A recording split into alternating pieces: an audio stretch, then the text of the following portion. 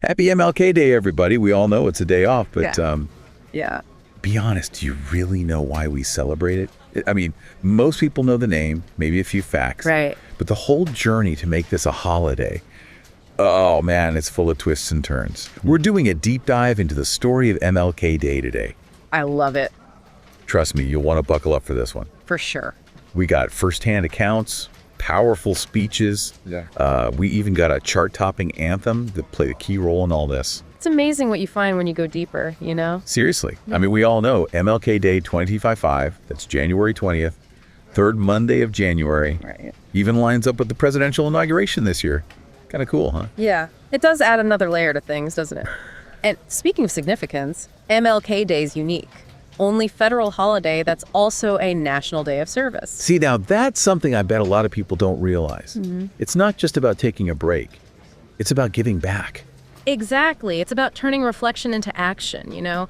Embodying Dr. King's belief that everyone has a role to play in creating a just and equitable society. It's a call to service, not just a day off. Whoa. A day on, not a day off. Man, that hits hard. Yeah. It really does. Gives me chills thinking about it. It's powerful, right? And getting that official recognition, there's no walk in the park. The fight for MLK Day started just 4 days after Dr. King was assassinated. 1968, Congressman John Conyers introduced the bill, immediately. 4 days. Wow, that's incredible. It really shows you the impact of his death, right away. Absolutely. It shows how urgent it felt to so many people to honor his legacy. But I'm guessing it wasn't all smooth sailing from there. Not quite. While there was growing support at the state level through the 1970s when it finally came to a House vote, in 1979, on what would have been Dr. King's 50th birthday, no less, it actually failed. Failed. I never knew that. By 5 votes, just 5. Devastating blow to everyone who'd been pushing for this. So what turned the tide? Well, that's where Coretta Scott King comes in, Dr. King's widow. She wasn't just a grieving widow. She was a powerful leader all on her own, became the driving force behind this whole movement, testifying before Congress, getting public support, just refusing to let this dream die. Amazing. I've always admired her strength, her resilience. Oh, absolutely. What stands out to you from her speeches? We have excerpts in our sources, and her words, oh man, they're electrifying. One quote that really gets me is, "My husband gave his life for the poor, for the oppressed, for peace and justice, and I'm determined to see his dream fulfilled." This wasn't just about honoring a legacy, it was about continuing a mission. Wow. You could just feel the weight of those words. She was carrying the torch, Yeah. not letting it flicker out. Exactly. She even met with President Carter, urged him to support the holiday. Now that's using your platform to make a difference. But wasn't there also a musical element to this story? You bet there was. And this is where it gets really interesting. Stevie Wonder, deeply moved by Dr. King, wrote a song specifically to advocate for MLK Day. Really? It's actually called Happy Birthday. Wait, Happy Birthday by Stevie Wonder. The one everyone knows. I had no idea that was about MLK Day. It brought so much attention to the cause, especially when things were so tough. So music became like a tool for social change. Music has always had that power, you Yeah. know, to unite people, inspire action. Yeah. And here, it was crucial. So Coretta Scott King and Stevie Wonder, they teamed up. Oh, absolutely. In 1982, they delivered a petition with over 6 million signatures to Congress, using that song as their rally cry. Can you imagine? 6 million signatures. That's a powerful statement. It shows what people can do when they come together for a shared cause. And all fueled by a song about her birthday. Okay, so after this huge effort, what happened? Did the House finally approve it? They did. Finally, 1983, the House approved the bill and President Reagan signed it into law. Huge victory, years in the making. Sounds like the happy ending to a long and tough journey. You'd think so, right? But it's not quite the end of the story. It was a federal holiday now, but not all states were on board with celebrating it. Not right away. Wait, seriously? States resisted celebrating MLK Day even after it was a federal holiday? Tell me more about that. Hard to believe, right? But certain states, particularly Arizona and South Carolina, they were really resistant to the whole thing. Really? Yeah, it wasn't just politics, their opposition. It reflected some deep racial prejudices, anxieties that were still around in parts of the country. Wow, yeah. It's easy to forget how recent some of these struggles were. Makes you realize how deep some of these issues were. And maybe, still are. It's a reminder that progress isn't always a straight line. Yeah. It can be messy, uneven, with pushback, resistance all along the way. In Arizona, Their refusal to recognize MLK Day, it led to huge boycotts. Wow. Economic boycotts, impacted tourism, even cost them the Super Bowl in '93. No way. So their actions had, like, real-world consequences. Oh, yeah. Sometimes it takes that kind of pressure, unfortunately, to force change. It shows you the power of collective action, how boycotts can be a tool for social and economic justice. It's wild how something as, like, simple as a holiday can spark all this debate and action. So when did everyone finally get on board?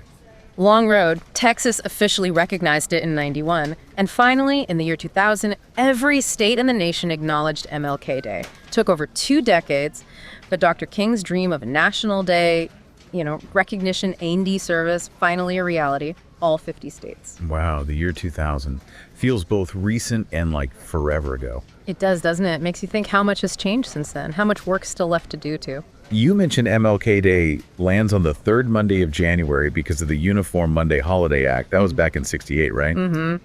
This act, it originally targeted Memorial Day, Veterans Day, Washington's birthday, moved them all to Mondays. Why did they do that? What was the reasoning behind that?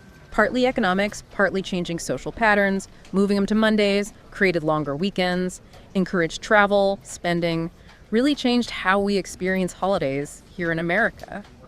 I never realized that, like, the structure of our weekends can be so deliberate. It makes you think about how policymakers shape our lives in ways we don't even see. Absolutely. Even something as simple as a 3-day weekend has ripple effects. So MLK Day falling on a Monday, that wasn't directly related to Dr. King or the movement. It was just because of this earlier act. That's right. It set the precedent for federal holidays, how we schedule them, ended up influencing how we celebrate MLK Day, too. It's crazy how history connects like that, Decisions from decades ago shaping something as basic as a holiday. It really shows how everything's connected. Speaking of connections, I think it's important to circle back to what makes MLK Day so unique. Its designation as a national day of service.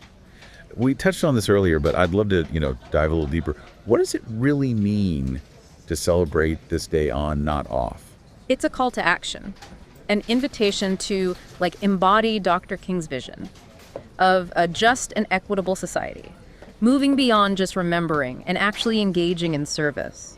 But that can feel overwhelming, right? Where do you even start? It's about finding what resonates with you, what speaks to your passions, your values. What injustices do you see in your community, in the world, that you feel like you have to address? So it's not about following some set of rules, but finding your own way to make a difference. Exactly. It could be volunteering at a soup kitchen, mentoring someone, even just having tough conversations about race with your family. That's a great point. It's about recognizing that social change happens at all levels. Right. From individual actions to systemic changes. And remember, Dr. King believed in the power of love to overcome hate. Even small acts of kindness, compassion, those build a more just and equitable world. The time is always right to do what is right. Powerful quote. He knew justice is a journey, not a destination. And we got to take that journey together. This deep dive's been incredible. I feel like I get MLK Day on a whole new level. It's not just a day off. It's a living legacy, a call to action. My pleasure exploring this with you. Dr. King's message, it still resonates so deeply. It's more important than ever to, think about his teachings, apply them to what we face today. It makes you wonder, if Dr. King were alive today, what would he be fighting for? What injustices would he be up against? So many, but one that always gets to me is injustice anywhere is a threat to justice everywhere. It's about how connected our struggles are. Yeah. We can't just sit back when injustice happens, even if it's not happening to us directly. Wow, that's powerful. It makes you look beyond your own little world, right? Yeah. Recognize that we all got to work together for a just world for everybody. Mm-hmm. Right. It's a call to action for all of us, no matter who you are, what you believe. Dr. King, he believed in the inherent dignity of every human being, and he wanted us to live up to that. It's inspiring and kind of scary at the same time, right? Inspiring because his words remind us that change is possible. Yeah. But scary, because it means we got to step up, get out of our comfort zones, actually work for that change. It's not easy. But, like Dr. King said, the arc of the moral universe is long, but it bends toward justice. Progress takes time, Right. But it's a journey worth taking. This deep dive's been amazing. I feel like I understand MLK Day in a whole new way. It's so much more than just a day off.